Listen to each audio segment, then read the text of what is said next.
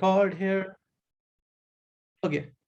So mostly parliamentary debating is just like different in like maybe many other forms of debating in the sense that you're debating here with teams. So you have a team of two in most formats of debating, where you're just generally working with a partner, communicating how you want to go want the debate to go through, and working with them to sort of like win the debate. There's sort of like many formats of parliamentary debating. The ones we focus the most are two. One is the British parliamentary, and one is the American parliamentary. We mostly do British parliamentary here. Most of it was also because of COVID, because of COVID, a lot of tournaments were happening online. So we were able to compete in tournaments that were not happening locally to us. But generally, like as things return much more to in person, most tournaments around in Philly are APDA, which is like the American parliamentary. And so in that cases, those two formats are the ones we work with. We'll go through like what those both formats are and in just a bit of a second. And based on that, we generally like have training once or twice a week.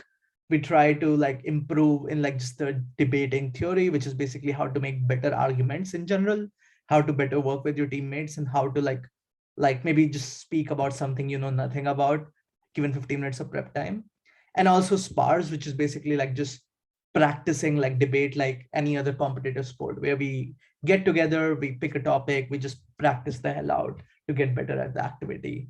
Based on that, what we do is we go around competing in tournaments that happens. So how tournaments work across in debating is you have like a big 5-round, 7-round, 8-round tournament happening by different universities, like intervarsities. And how it ends up happening is you just get paired up with like random people based on the number of points you have on each round. You win, you get some points, you lose, you don't get points. And based on that, the people with the most number of points, say like 16 or 32 people, 32 teams, like sort of break into out rounds, which is like quarters, semis, octofinals, so depending on like how big the tournament is. And that's how like tournaments work around mostly. There are local tournaments like happening at local level, like Penn, Temple, Brandeis, so on. Then there's like bigger tournament, which is like the US National, which is like US UDC for BP, and NAUDC for like American parliamentary. And finally, like there's tournaments like Worlds, which is like basically like the Olympic of debating, where like teams from all across the world are present. And it's much, much more like influential. Like, yeah, I guess that's all I would like to say. So I'll just start with BP and just give you guys an idea of like what BP debating is like. Okay, let me just share my screen. Give me one quick second.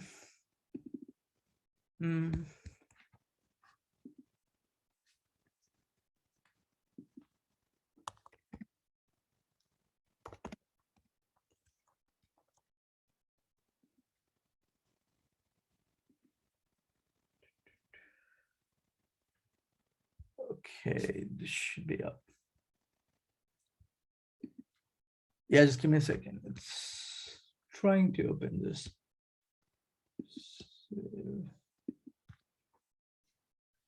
Cancel. Don't save. Okay, cool. Let me just share screen. Can you guys see my screen? Yeah. Yeah. Okay.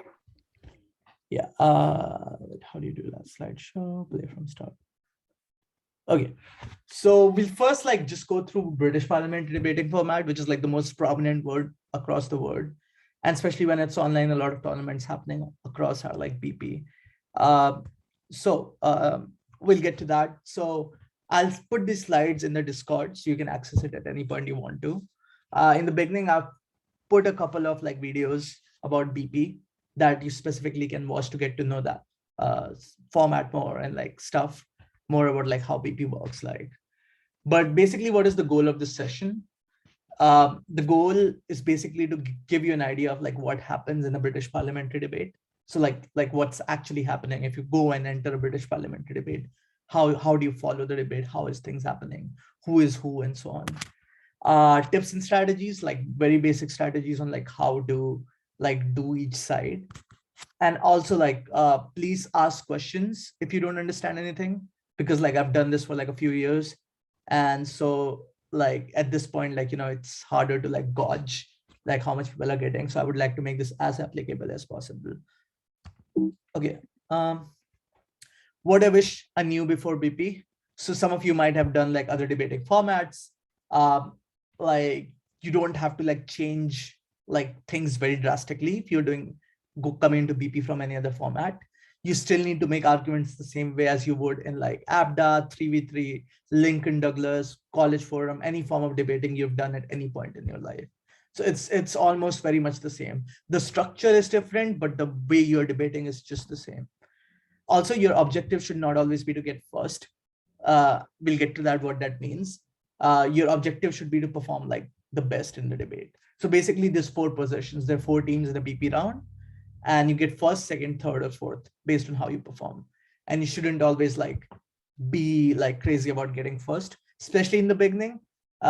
You want to perform your best. At times, you might get paired up against stronger teams, and you might not like it might not be a good strategy. Sometimes it's much more easier to go for a second than to go for a first, because then you can focus your strategy. Finally, don't panic. Again, it's a new format. It can be very overwhelming, but yeah, like just keep it calm. Like think of it as like any other debate format, and it's going to work out.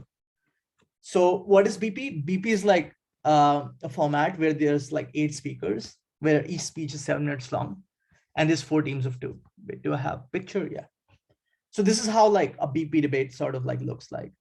So you get like 15 minutes of prep time before the debate starts. And then you have like 4 teams. This is team 1. This is team 2.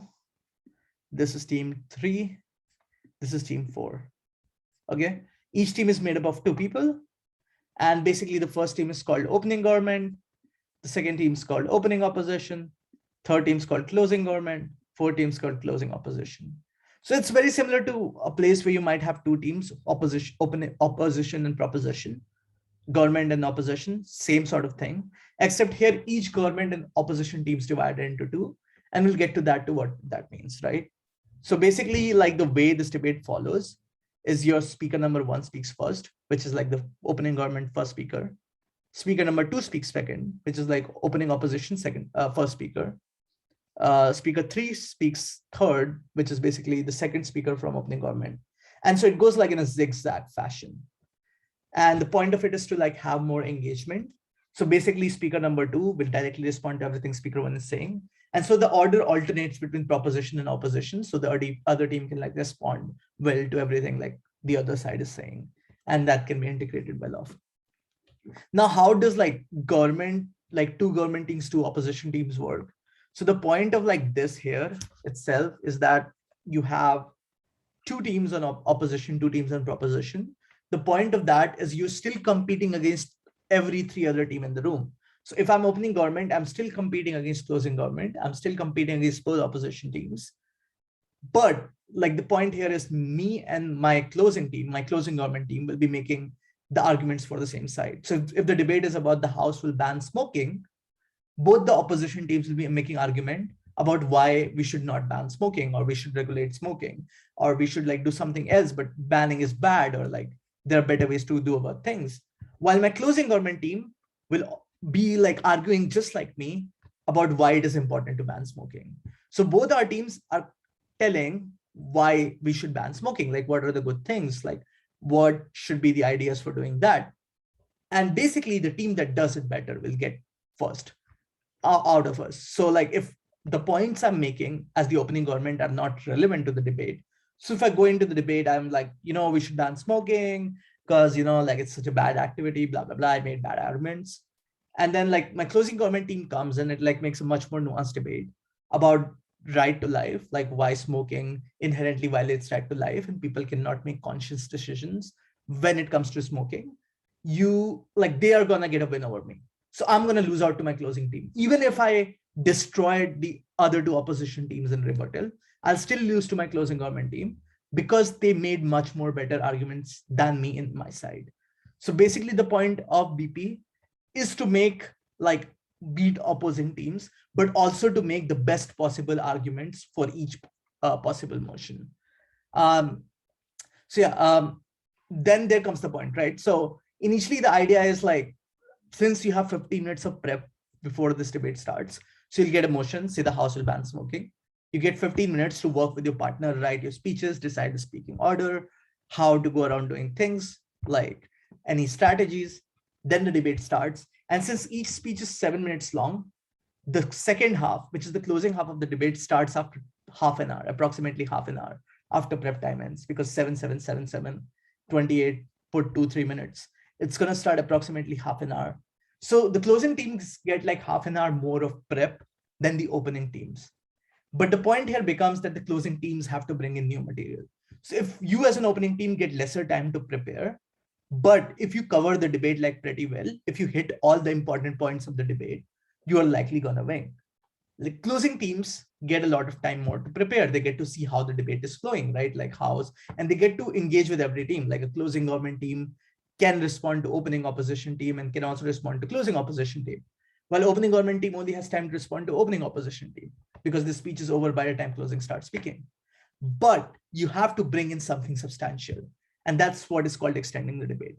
Either you bring in a new angle, you talk about like how smoking disproportionately affects like people of color in the United States, which is a new group of people that wasn't talked about in the debate, and prove why like these people are the most important in this debate, why we should ban smoking just for these given group of people, because they are the victims of these particular things. Or you want to talk about things that opposition opening government has not done. So if opening government has talked about right to life, but never explained to you, like, you know, why like we don't care about right to life when people are taking other sorts of medication, which like, you know, lesser amount of chances of surviving when you're going through cancer, even though it might cause harm or might like expedite the process of you like dying, like why right to life specifically applies in these cases, and like why smoking is something government should regulate. If they didn't explain that, you can go around prove to that, because that's essential in opening government's case being winning. So there are multiple ways to do it, and it takes a long time to get it done. Like what is an extension, what is not an extension. In fact, like I think it took me like at least 15s of debates and like 2 years of time to like even be able to like make a difference between where it's okay to bring in something completely new and where it's okay to just like add more reasoning to what our proposition has done.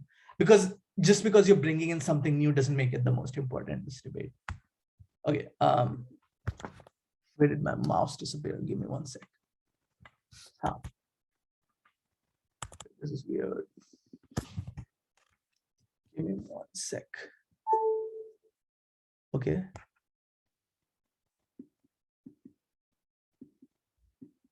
Yeah. Okay, cool. Okay. Yeah, this is just like a list of like how these things work. Just give me 1 sec. Yeah, this is just a list of like how these things work. So these are roles, right? So the first speaker of opening government is called Prime Minister. Let me just clear actually everything I've written down. Clear all drawings. Okay.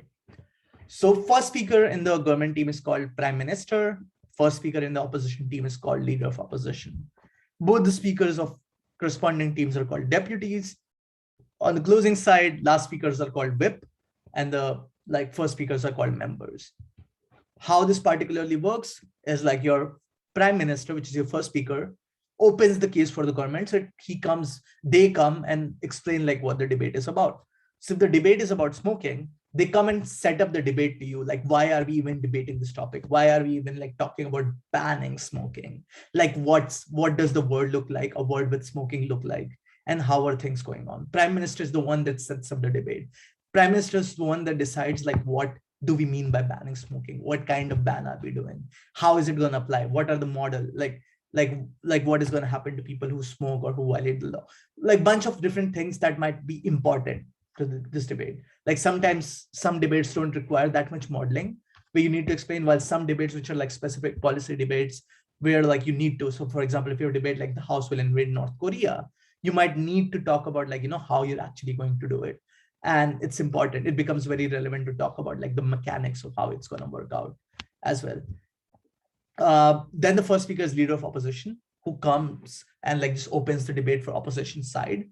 They do the exact same thing the Prime Minister do, except like they don't have as much flexibility because the Prime Minister has already set up the debate to some extent. So they can't just go and say, you know, everything Prime Minister has said, let's ignore that. Let me be the Prime Minister and let me just set up everything. They speak, they can directly oppose things Prime Minister is saying by saying what they are saying is like false because of reasons A, B, C, and set up the debate on their side. Like if the proposition comes and talks about, oh, look at the word, right? Like everybody's smoking, like the rates of people dying is much larger. In fact, there's like a nicotine crisis. Opposition can come and like do their own characterization of the debate. They can talk about like, like while there may be problems with smoking, understand that a lot of people today are poorer or are people of like lower disadvantaged class. A lot of them rely on smoking to basically get through their everyday life. It improves their quality of life. These people have already been like failed by society, by our governments. At the end of the day, if smoking gets them that ability to pass through their life and have the hope to do better in tomorrow, it's no right for the government to take that away from them, specifically when they have failed them. So that's the side. That's the sort of opposite characterization that's being done by opposition, where you just characterize like, how the world looks like today from opposition perspective.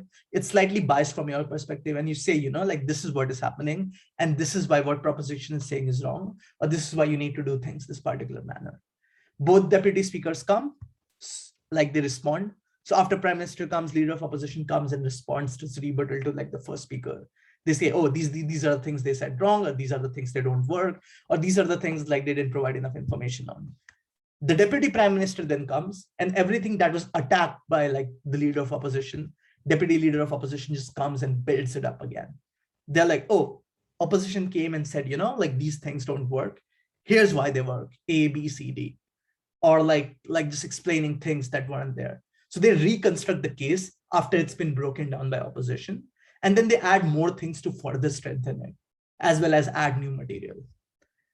And they attack opposition's case. They're like, oh, opposition's case has like these things wrong, A, B, C, D. And then like you have deputy leader of opposition who comes and attacks deputy leader of or deputy prime minister's case and reconstructs the case for deputy leader of opposition. So that's the theme, you basically come and you improve the speech of your like first speaker, and you attack the other side's case, and the other side's like second speaker comes and repairs the speech of their side and attacks the other side's case, and so on things go. Closing government. So member of Gov has a similar role as prime minister, but again, the difference here is like half the debate has already happened. So they cannot, like if the opposition, if the government, opening government came and said, by banning smoking, we mean a complete ban. Like, we're just going to shut down all like tobacco, like companies and everything related to tobacco. Member of government cannot just come and say, oh, we're going to ban cigarettes for like 50% of like these kind, we're going to ban menthol cigarettes. They cannot come and say that, right? Because half the debate has already happened. They have to comply to the model that has been set by like opening government. They cannot like caveat out of it by saying, oh, we're going to ban menthol cigarettes because menthol cigarettes are bad. Like they are harmful, like health kits, right? They basically have to like work with everything opening government has set up, but like then provide new information to it. But they have liberty to like set up new contextualization. They can contextualize like, like how our world looks like today. Same for like member of opposition. They can come and talk about, economic perspectives, like how many people today are like, here like engaged in like tobacco trade or like tobacco sort of industries. By banning them, you basically like leave them at no result. Like you can provide that kind of characterization.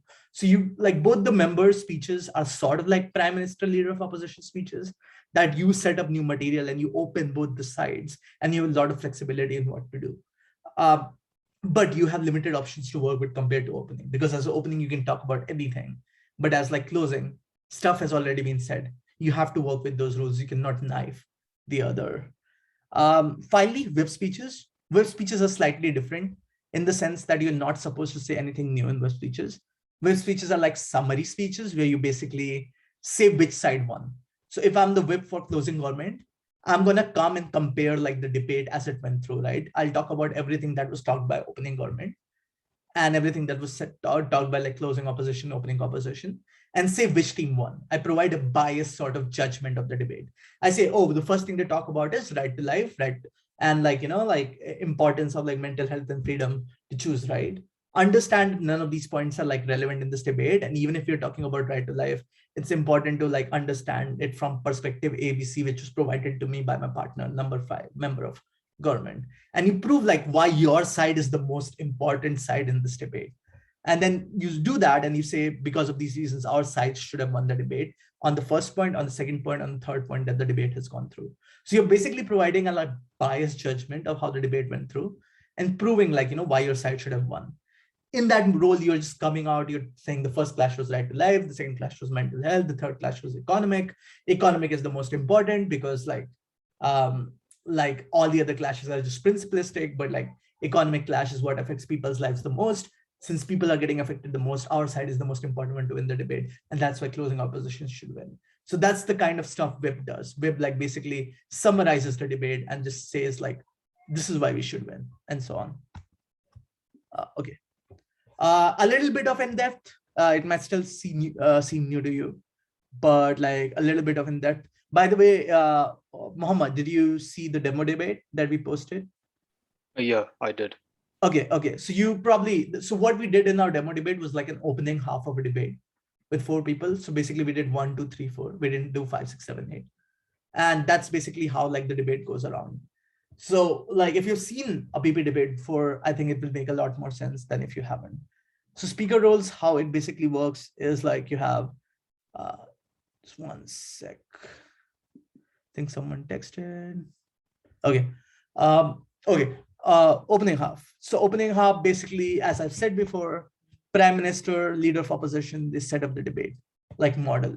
What they basically do is they make it clear what government stands for, like in principle wise. It's like, what's the most important thing for you in the debate? So in the smoking debate, the principle here for proposition might be right to life. Like all that we care about as the government team is the right to life. People's right to life is superior to anything else. And that's like, just clarifying those things. These are the metrics you should be judging the debate on. Like right to life is supreme than any other right people have, right? We take away people's right to freedom, especially to protect other people, right? Like we have laws that protect people's lives, even at the cost of other people's freedom, because right to life is more superior. And that's why that's the metric you should judge the debate on. Opposition might talk about, oh, this is not actually right to life.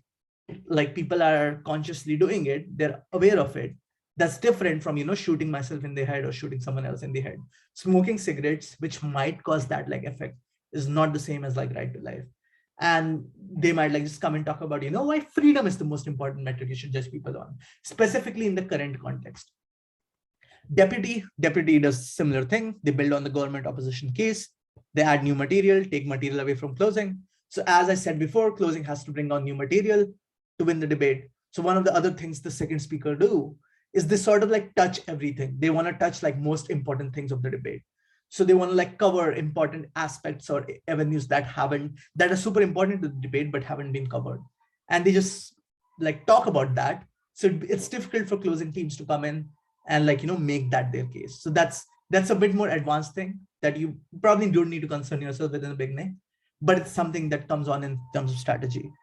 And finally, responding to gov op, whoever is like speaking.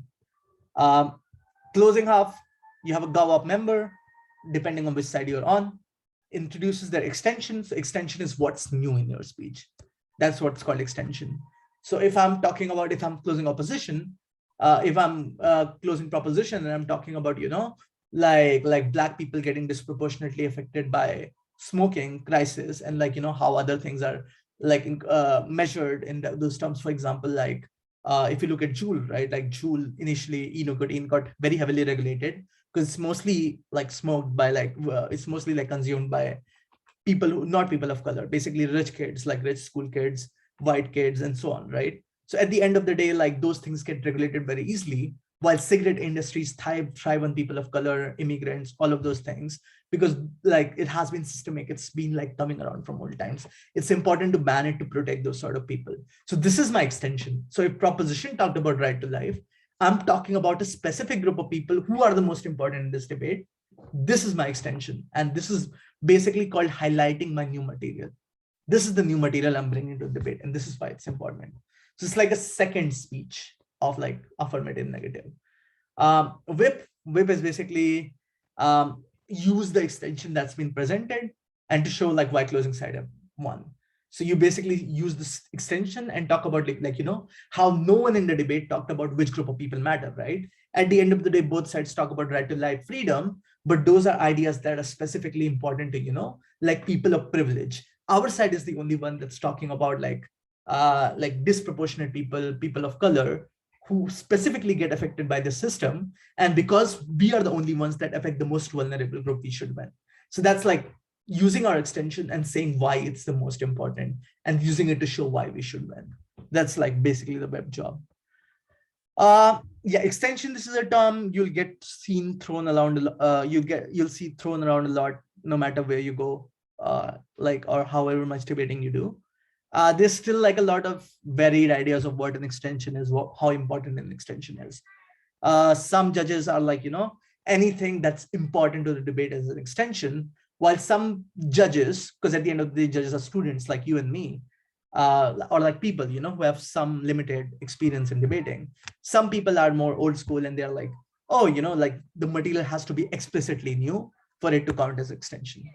But at the end of the day, at least by like words debating manual, which is like words debating challenge manual, like the basic idea is an extension can be a radically new piece of material. For example, the idea of like people of color coming, like, becoming important stakeholders in this debate. Or it can be an existing piece of material and developing it further, basically. So they talk about right to life, but never explain to you, why right to life is so important over right to freedom. Like if they just said, like we need to protect people's right to life because, smoking is bad, it kills people. You can come and expand it by saying, right to life is superior because like at the end of the day, wherever we work, the way our society is framed, right to life becomes super important at every aspect. Like it's the most essential right. It's the right we are born with. Even before we are in society, we have a survival instinct. And so right to life is something that's inherently bigger than anything else. We can live without freedom, but we cannot live if we don't have right to life. So explaining that material that was already bought by proposition team, like early team, is also counts as an extension.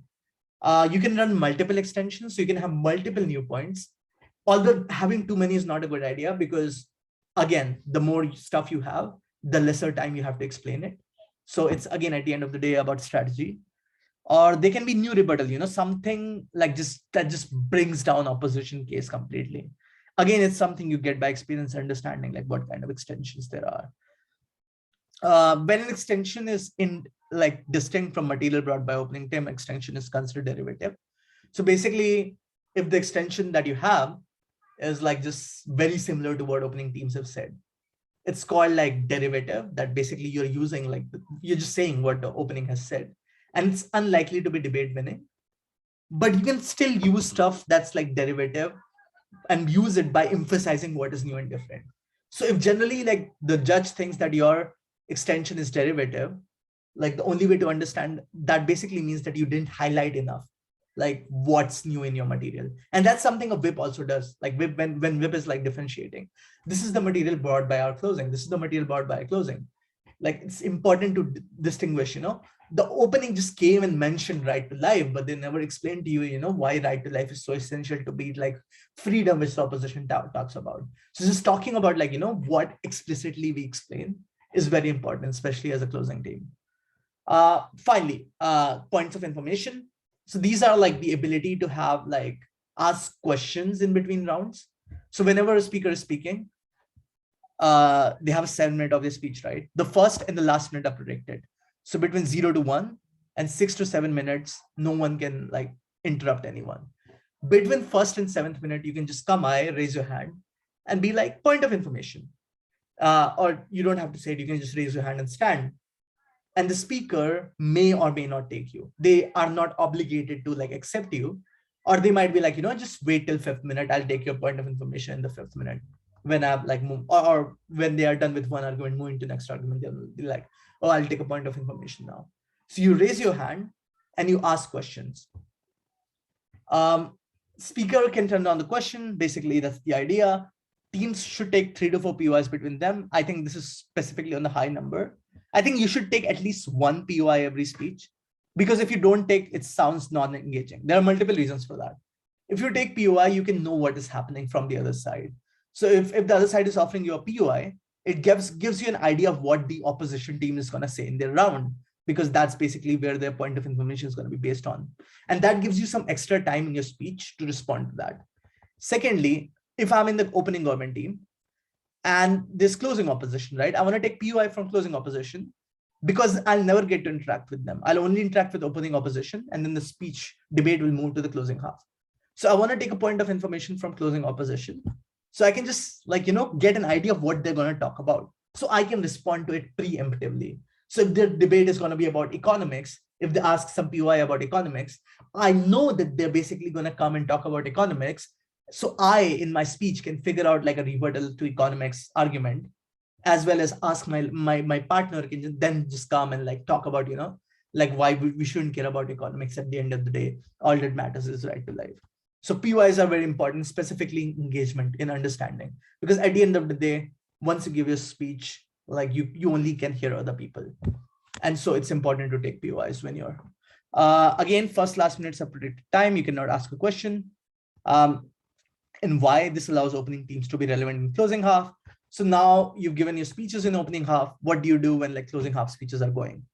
You just ask POIs. You just raise your hand, ask questions, to remind the judge and the opposition teams, closing opposition team, of what your points were, and basically make them engage more on your point. So it stays the most relevant in the debate. One more thing, point of information is only asked to opposite teams. So if I'm a government team, I cannot ask a POI to government team. So for example, if I'm prime minister, like member of government cannot ask me a POI. Only like the closing opposition and the opening opposition can ask me a POI. Similarly, like you only ask POIs to opposite side, any of the opposite side teams. Yeah, okay. I guess we can leave strategical tips for next time. I think one thing we might be want to do is, yeah, we'll discuss this maybe at a later time. One thing we want to do is maybe I'll try to show a debate that's like, let's give me one sec. Just give me one quick second. And have you guys see like what debating at like this stage of the words is like.